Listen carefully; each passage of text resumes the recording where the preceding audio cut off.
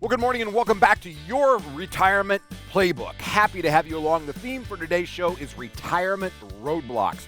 What is scaring you about retirement and the market? Here are a few things that you're going to want to know. Now, understand first and foremost, retirement is an emotional roller coaster. It's filled with excitement, accomplishment, newfound freedoms, and then there may be some loss of identity, a little bit of confusion, and worry over changing economies and the markets. There are some things you're going to want to consider, strategies that you can employ. And we're going to talk in this first segment about preparing for retirement. Now understand, I am a dad of 2 daughters. So this applies to me. I don't know what it does to people that have sons, but they tell me in the world of psychology, the 3 happiest days in a man's life are the day he pays off his mortgage, the day he marries off his daughter. I had 2 of those. And then the third one is the day you're able to separate from the workforce. Those are the 3 happiest days in a life. Now, you guys have been with me for a long time. This is the 25th year of being on the radio. It's really our second year of YouTube. So if you're watching this on the YouTube video, and I greatly appreciate the comments that we're getting from that, and if you wouldn't mind, if you get a chance, subscribe to the channel. Even if you're a radio listener, if you simply go to YouTube, Your Retirement Playbook, and subscribe, it will help us get this information to other people. Yes, we're looking for families to be able to take care of that are in search of a fiduciary, but as you know on this show, I try to give you things that are useful to you, that you can have and that you can enjoy. Here's one of the things that has come out of 2022 for me so far, and that is that I've been to, I don't know how many classes and books I've read over the idea of being happy. Right? Happiest day in a man's life. How to get happy. The Laughing Institute. There, believe it or not, there's a whole thing in India where you go to places just to laugh. They don't tell jokes, you just laugh, and it does release chemicals into the body. What I have found is my conditions can be the same from day to day, and some days I feel happier than others. And yet I am and remain content. And that is really the goal. I think you have to understand when you look at retirement, there are going to be mixed emotions that come in. It is a roller coaster. It's an up and a down. But when we look at it from that standpoint of contentment, then we have to figure out what that looks like for you. And I will tell you, as anybody would tell you, there are 2 biggest fears or emotions that drive the market or on opposite hands and yet have the same detrimental impact to our financial net worth, and again, something that can separate you from retirement. The first one is greed. Greed is when the market is continuing to go up, and you find no reasons at all why it should go down, and you've pulled money out because the market is at a new high or has been going higher for too long. And if you're tired of watching your neighbor get new cars. I watched this happen all the time in 2000 as we went into the tech wreck, where people capitulated. It's a word for fear, something that drives you to do something out of fear. In this case, the fear of missing out, FOMO as they would say.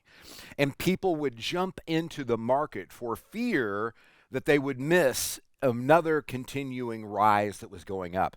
Economic or investor sentiment is one of those things that people watch. It's very confusing because it's conflicting by definition.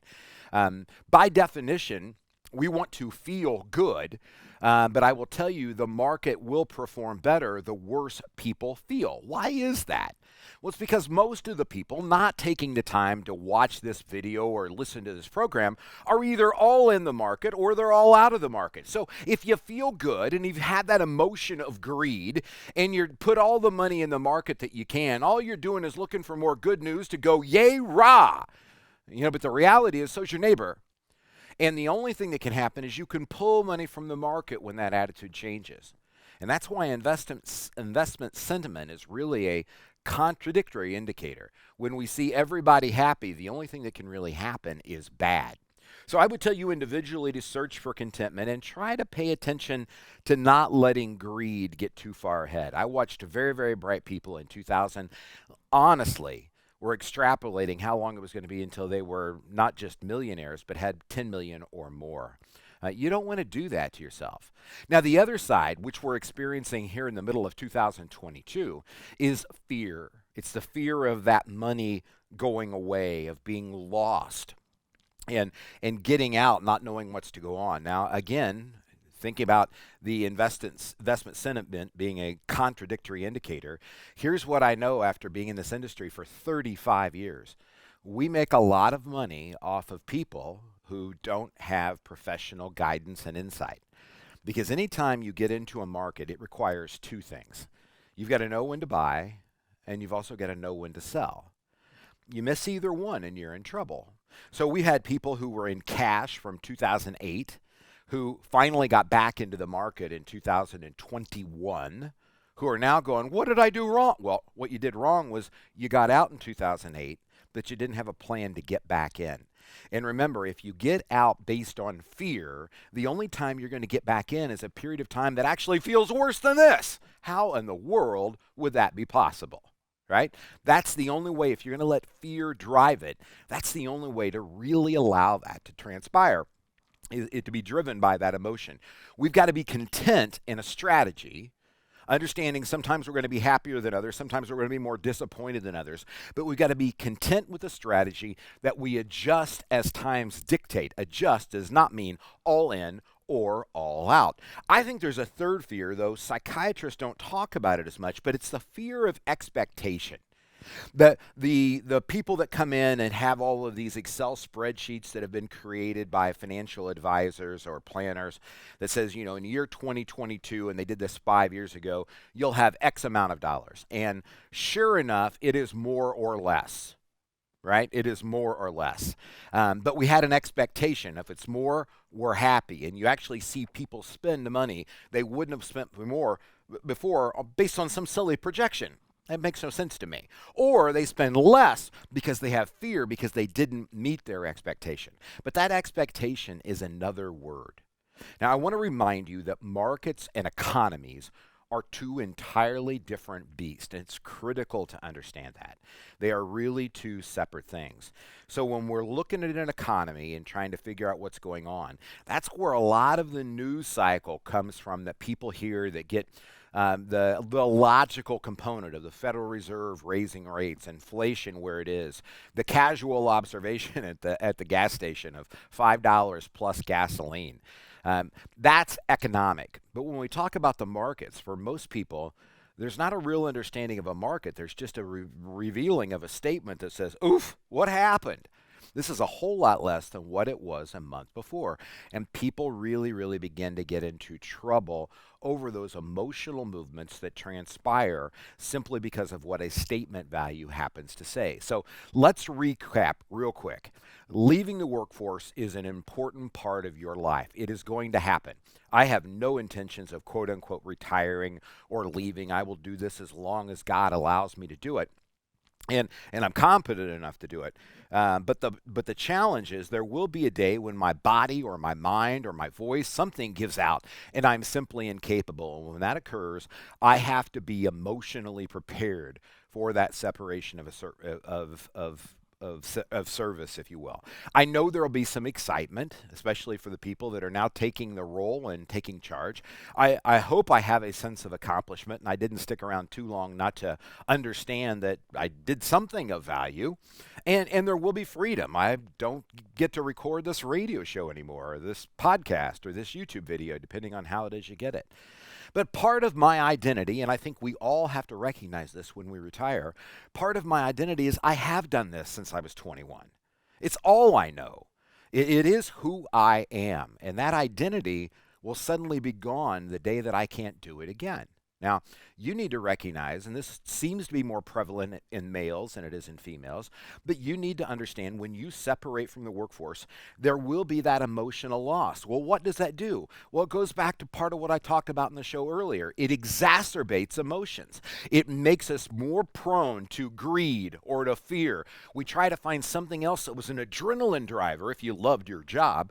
It was an adrenaline driver over here that's suddenly gone, and now the adrenaline we've got is the daytime news and of course those cute little statements that come in. And naturally you're going to have the worry over the markets and the economy. So the best you can do is prepare for this stuff financially. Prepare for it emotionally.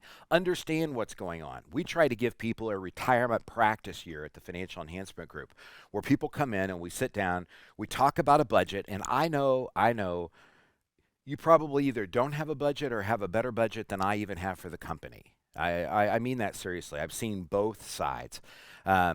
What I do know is when you go to retire, you need to have a budget to best be able to emotionally, not just financially, but emotionally deal with the impact of what comes from that separation of service. What do you do financially? You prepare that budget to understand how much money you need to come in every month, how much of it is fixed, how much of it is social or discretionary expenditures. What we find is fixed expenditures tend to rise with inflation, whereas the discretionary spending, the desire to travel and go places, seems to dissipate over time. So even though inflation may be going up, the amount of money you spend tends to go down. It tends to be driven by three things. You either can't get away from the grandkids, you can't get away from a doctor, or let's face it, the comfy couch just feels so comfy, you just really don't want to go anymore. So you're looking at both emotional prep, what am I going to do with my time? Where am I going to replace that adrenaline, if you will, that I found before and in the working? And if you're a doctor saving people's lives or a teacher impacting children, I got to write down this morning my most impactful teacher in my life. And I've had so many, and coaches to boot. But you lose that and you go over here. You gain when you separate from the workforce, but it's a different gain. And you need to be prepared for that. But the financial thing, the best thing that I can tell you is to understand that financial budget. Before you've got your retirement budget in place, it is very, very difficult for me to be able to look at you and tell you yay or nay in terms of whether or not you can have a successful your life after work. Don't forget to subscribe to our YouTube, Your Retirement Playbook.